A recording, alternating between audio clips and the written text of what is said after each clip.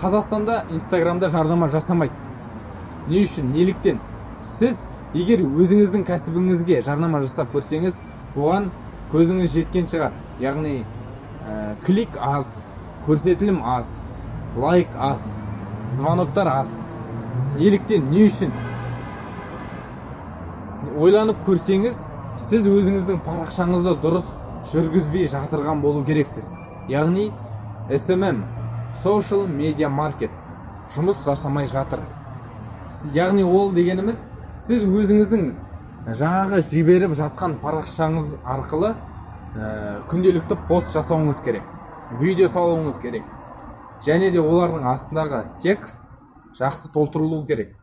Оның да өз тәсілдері бар. Яғни копирайтинг оны зерттейді. Яғни сіздің сатылымыңыз түсіп кетсе, онда сізге ең бірінші SMM-ді қолға алуыңыз керек. Сол арқылы сіз өзіңіздің кәсібіңізге сатылымды өсіре аласыз. Ал содан кейін барып, таргетинг жарнама жіберу арқылы сіз басқа да клиенттерді, өзіңіздің клиенттеріңізді, оқып жүрген оқырмандарыңызды клиентке айналдыра аласыз. Бұл өте тиімді әдіс. Осыны қолданып көріңіздер. Әлде қолданып жүріп, осы да тиімсіз болып жатырса, астына өзіңіздің ойларыңызды жазып кетіңіздер.